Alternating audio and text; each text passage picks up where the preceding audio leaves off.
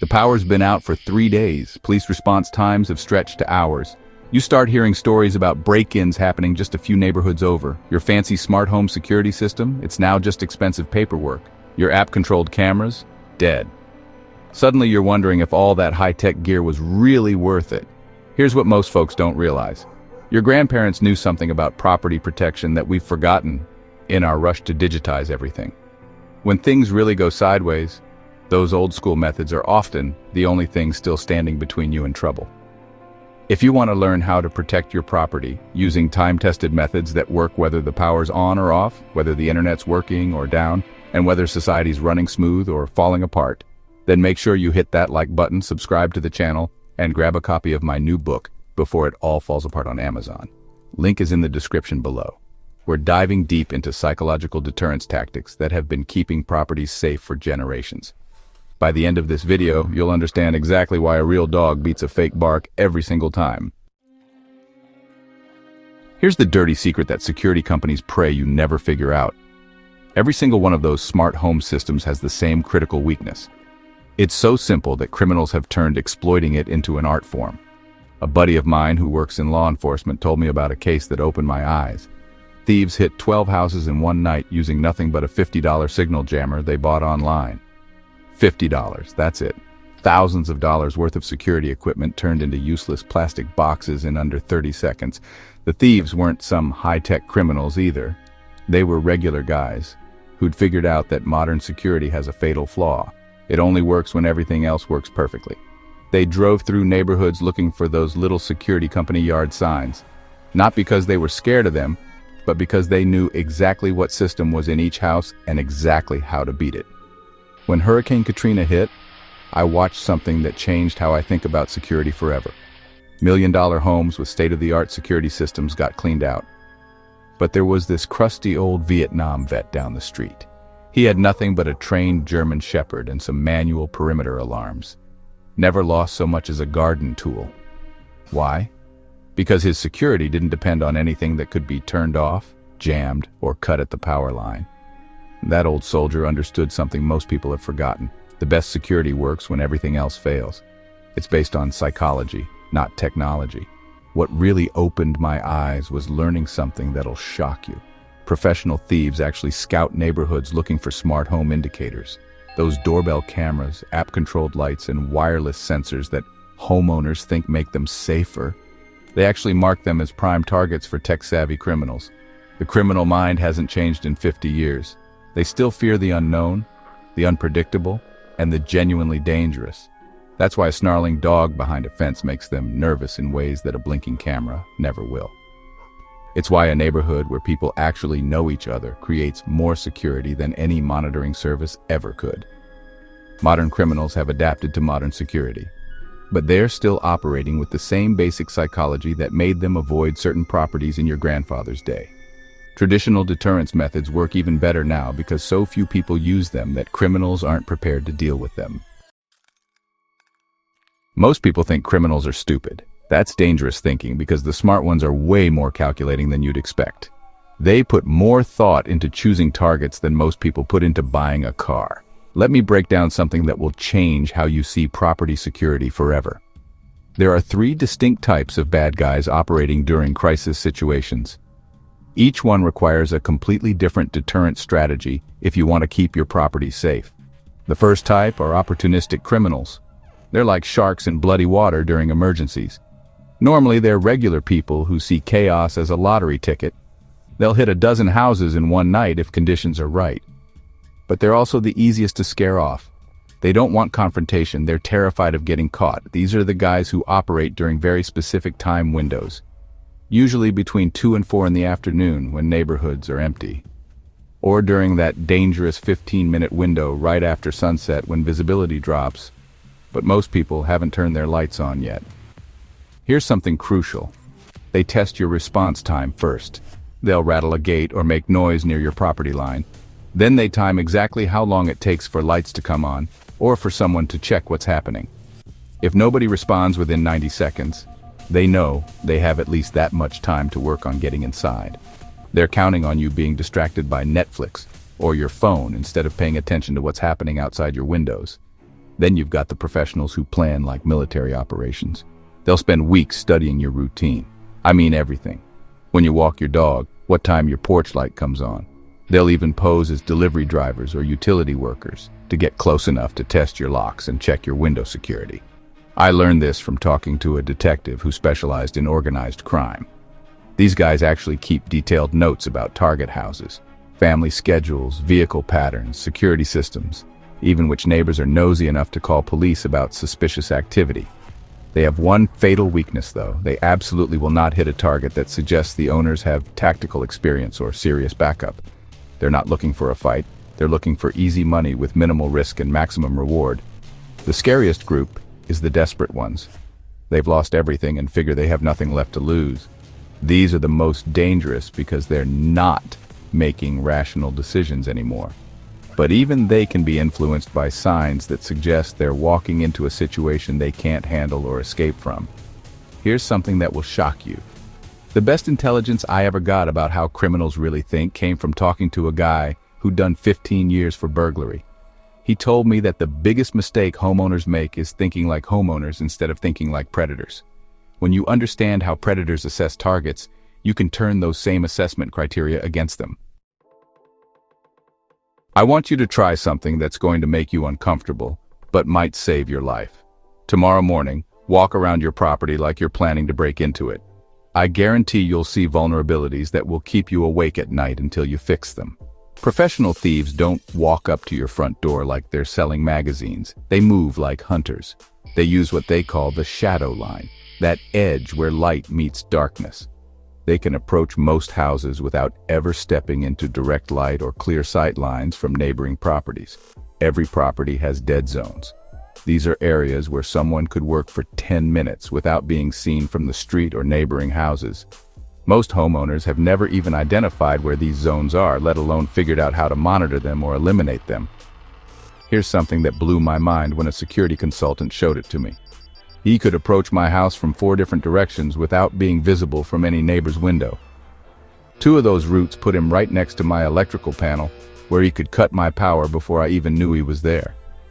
He showed me how the landscaping I thought was providing privacy was actually creating perfect concealment for anyone with bad intentions. How my outdoor lighting was positioned to illuminate my yard for my convenience instead of eliminating approach routes that threats might use. The seasonal changes create completely different vulnerability patterns that most people never consider. Those innocent bushes that are bare and harmless in winter become perfect concealment highways when they leaf out in spring. Your beautiful privacy trees that keep neighbors from seeing into your yard also keep you from seeing threats approaching from multiple directions. Smart thieves use your own security lighting against you by timing their movements with the patterns. They love those automatic sprinkler systems because they know exactly when the property is empty and running on autopilot rather than human attention. One former detective told me the most valuable thing he learned in 20 years. Thieves almost always test your response to small disturbances first. If you don't react to a gate rattling or a trash can getting knocked over, they know they can take their time with the main event. You're either not home, not paying attention, or not the type of person who investigates unusual sounds. They're also looking for specific indicators that tell them whether you're the kind of person who fights back, or the kind who hides and hopes for the best. Things like how you maintain your property, what kind of vehicle you drive, whether you have security cameras positioned like someone who knows what they're doing or just stuck up randomly by someone who watched a YouTube video. There's a reason why a 90-pound German Shepherd creates more fear in a criminal's mind than a $1,000 camera system. And, it goes way deeper than just the threat of getting bitten. That dog represents genuine unpredictability and a level of risk that can't be calculated or planned around. A real dog doesn't just bark on schedule like some recording. It has territorial instincts that have been fine-tuned by thousands of years of evolution. It can follow scent trails that tell stories you can't even imagine. Most importantly, it forces anyone with bad intentions to deal with a living, thinking opponent that might do anything at any moment. Here's what most folks don't understand about training dogs for security. You want them to alert at your property line, not at your front door.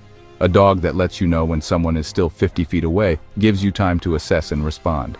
A dog that only barks when trouble is at your doorstep tells intruders they can get dangerously close without detection. Large breeds create immediate psychological pressure just by existing. But here's something that surprises everyone. Smaller dogs often provide better practical security. They're more alert, more territorial, and more persistent than their bigger cousins.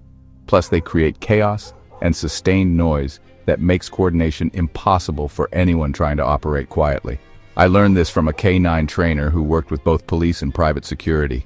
He told me that criminals fear unpredictability more than size. A small dog that can't be reasoned with or turned off creates more problems for thieves than a large dog that might be distracted by food or intimidated by confident handling. The real game changer is teaching your dog specific commands that suggest tactical coordination.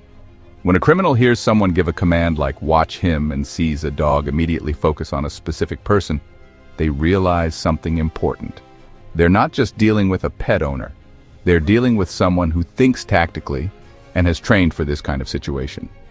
Advanced dog training includes teaching them to differentiate between family car sounds and stranger car sounds, so they alert only when unfamiliar engines approach your driveway. Training them to give quiet alerts where they tense up and stare instead of barking, so you get advance warning without advertising to the threat that you've been alerted and are preparing to respond. Multiple dogs create exponential problems for intruders because they can't predict how the pack will react. Even if they manage to distract or disable one dog, they still have to deal with the others who are now even more agitated and protective. The difference between security theater and genuine deterrence becomes life or death critical when someone is making split-second decisions about whether your property is worth the risk. There are subtle signs that separate people who just look prepared from people who actually are prepared. Genuine military surplus gear positioned for quick access tells a story that can't be counterfeited. The way someone who's been in tactical situations stores and maintains equipment is instantly recognizable to anyone who's had similar experience. It sends a message that goes way beyond just having expensive toys. A basic first aid kit that's obviously been used and restocked tells a better story than a fancy tactical vest with the tag still on it. It suggests ongoing competence and practical experience rather than just wishful thinking. Well-used outdoor equipment demonstrates skills that translate directly to crisis situations. Camping gear that shows regular use. Hunting equipment that's properly maintained. Outdoor cooking setups that clearly get utilized. All suggest someone who's comfortable when normal conveniences disappear, and who has practical skills that extend beyond just buying gear online. Hand tools positioned strategically serve double duty as utility items and psychological deterrence. An axe by the back door that shows signs of regular use for legitimate work. Quality hand tools that are maintained and easily accessible. Construction equipment that suggests physical capability and familiarity with tools that could be improvised as weapons if necessary. Traditional perimeter security works because it's simple, reliable, and doesn't depend on anything that can fail when you need it most.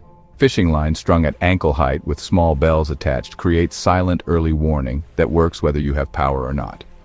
Positioning multiple lines so that avoiding one leads directly into another makes silent approach nearly impossible without making noise. Here's a technique that comes from military perimeter security. Position alerts at 3 different heights. Anyone trying to step over them has to move so slowly and carefully that they become easy targets for observation. It's nearly impossible to avoid all 3 levels without losing balance or making noise that gives away their position. Natural barriers like gravel paths make completely silent approach impossible regardless of skill level. Thorny plants under windows create genuine pain for anyone trying to get close. Strategic landscaping can channel movement into areas where you have tactical advantages like clear sight lines or concealed observation positions. Wind chimes positioned to detect air movement from human passage create alerts that seem completely innocent to observers. They provide reliable warning when someone moves through specific areas. They work better than electronic motion sensors because they don't give false alarms from animals or weather conditions. When normal infrastructure fails, your property becomes vulnerable in ways that smart criminals specifically plan to exploit. But traditional methods actually become more effective because they're designed to work when everything else is breaking down. During extended power outages, lighting discipline becomes your first line of psychological defense. Use oil lamps and battery lanterns to create movement patterns that suggest organized people adapting to conditions rather than panicking in the dark. Vary these patterns every night so watchers can't predict when you'll be alert or vulnerable. The key is creating the impression of controlled adaptation rather than desperate survival. Desperation signals weakness, while controlled adaptation suggests competence and resources that might be dangerous to challenge. Audio deterrents work incredibly well when ambient noise drops to almost nothing.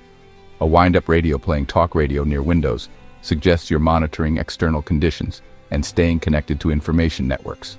Conversation-level audio implies multiple people coordinating rather than someone struggling alone. Here's an advanced technique. Maintain different audio signatures in different rooms so it sounds like multiple people are coordinating activities throughout the house. Occasionally change radio stations or audio sources to suggest someone is actively monitoring and making decisions rather than just playing background noise. Manual communication with neighbors becomes essential when normal coordination fails. Simple flag systems that can be seen during daylight hours.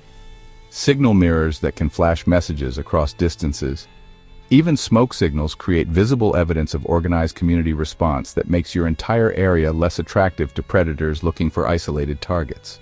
The goal is creating the impression that your neighborhood has maintained communication and coordination capabilities that extend beyond individual properties. Criminals avoid areas where they might face coordinated resistance, or where their activities might be reported to functional authority. During civil unrest, when social contracts temporarily break down, primitive psychology becomes more important than technical security. Properties showing active maintenance and defensive preparation signal strength to potential threats. Group affiliation indicators like military veteran symbols, law enforcement connections, or hunting equipment suggest network backing that extends far beyond individual property defense. Authority connection displays remind potential threats that some social structures remain functional even during temporary breakdowns. Scanner radios playing emergency services frequencies. Communication equipment positioned where it can be observed. Even emergency services memorabilia suggest ongoing connections to organized authority that most criminals want to avoid dealing with. Here's something that works especially well during civil unrest. Display evidence that you're monitoring multiple communication channels simultaneously. This suggests access to information and coordination capabilities that most people don't have during crisis situations.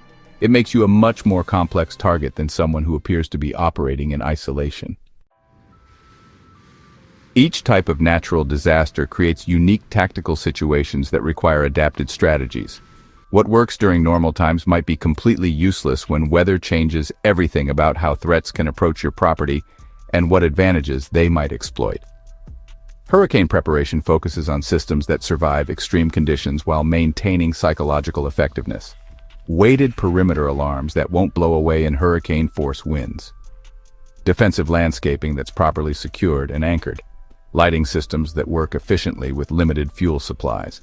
All designed to maintain deterrent capability throughout the storm and during the immediate aftermath when normal law enforcement is completely overwhelmed with rescue operations. The psychological message you want to send during hurricane recovery is that your property remains actively defended and organized despite the chaos. Looters specifically target properties that appear damaged, abandoned, or overwhelmed by circumstances. Wildfire evacuation requires leaving clear signs of planned return rather than abandonment. Vehicles positioned for quick access when you come back. Neighbors informed of your timeline so they can monitor the property. Systems running that suggest temporary departure rather than permanent evacuation. Properties that appear permanently abandoned become immediate targets for people who figure the owners are never coming back. Tornado preparation demands portable security measures that can be quickly secured when storms threaten. Storm cellars and safe rooms should be stocked with communication devices and defensive tools that don't depend on external power. Creating secure command posts that suggest serious preparation and give you options if you need to ride out both the storm and any security threats that follow in the aftermath. Flood adaptations require understanding how water levels affect access routes and vulnerability patterns in ways that completely change your tactical situation. Rising water might eliminate your normal ground-level security, but it could also limit approach routes to easily monitored channels like boat access. You need to position defensive resources at multiple elevations and understand how flood patterns change your property's advantages and disadvantages. Advanced psychological tactics go beyond basic deterrence and really manipulate the criminal risk versus reward calculation in your favor through strategic manipulation of their assessment process. Resource security signaling suggests self-sufficiency without advertising wealth that might make you a target. Visible food preservation equipment like root cellars and canning setups. Water-independent systems like well pumps and collection tanks. Energy alternatives like solar panels and generators positioned where they can be observed. All communicate long-term thinking and preparation that makes you less attractive during resource shortages. Here's a key psychological principle that most people never understand. Threats are actually more intimidated by people who appear to be thriving during crisis than those who are obviously struggling. Thriving suggests competence, resources, and capabilities that could be very dangerous to mess with. Workshop and repair capabilities visible through garage windows or outbuildings suggest practical skills and tool access.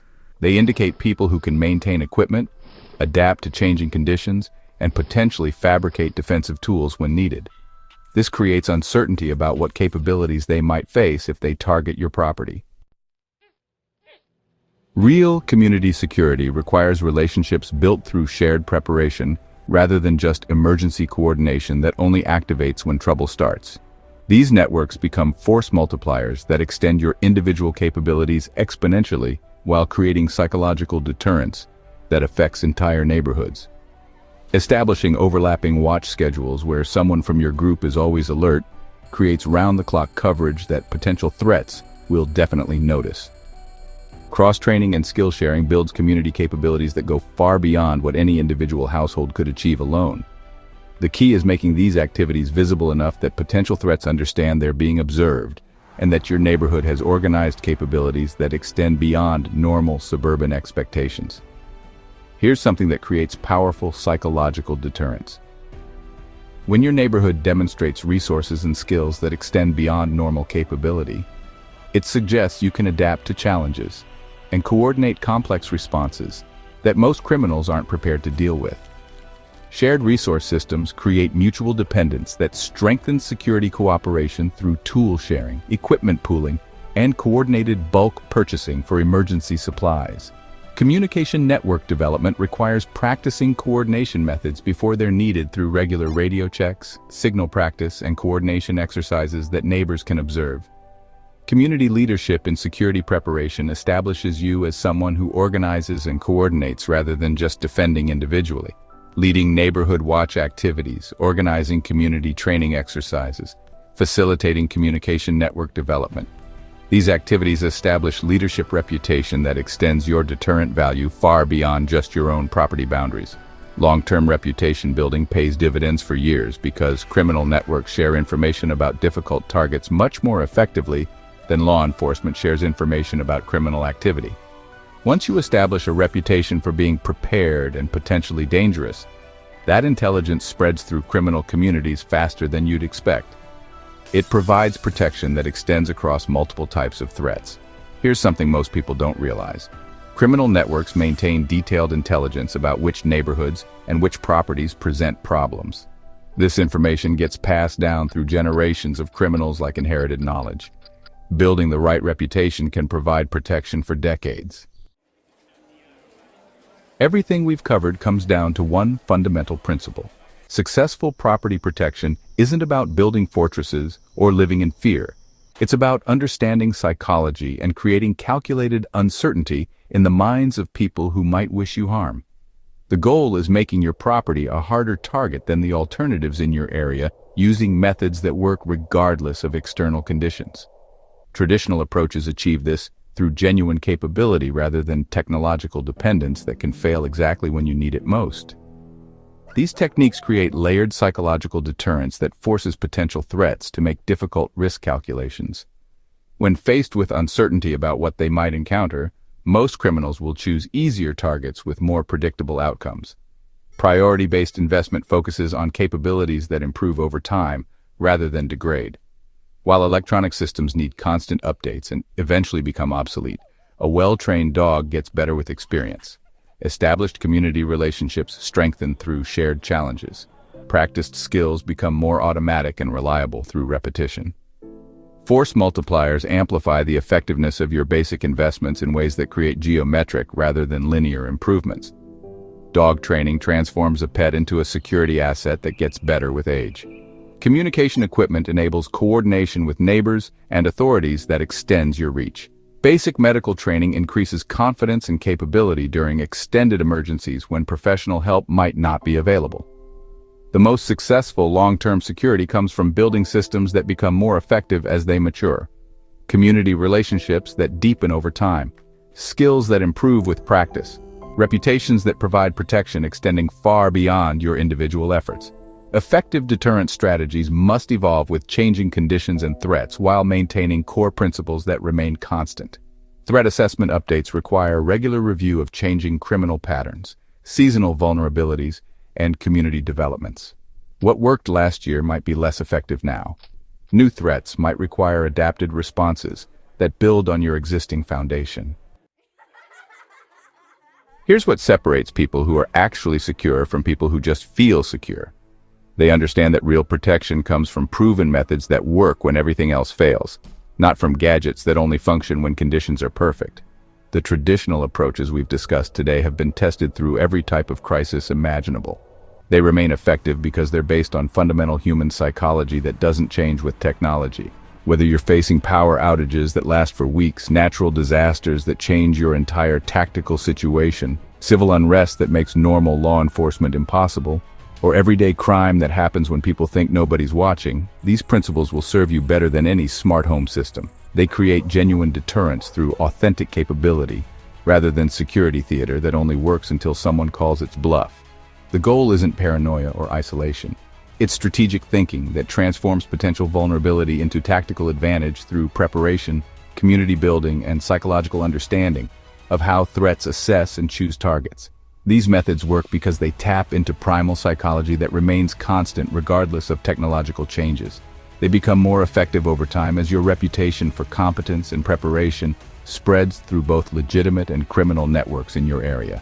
If this intelligence has opened your eyes to new possibilities for protecting what matters most to you, smash that like button to help others discover these critical concepts. Subscribe for more strategic preparedness content that could literally save your property and your life. Grab my book, Before It All Falls Apart, on Amazon, where I dive much deeper into these psychological warfare techniques. Link is in the description below. Drop a comment telling me which strategy you're implementing first. Building this kind of security is a journey that starts with a single step. The best time to take that step is right now, before you need these skills to survive whatever challenges might be coming your way.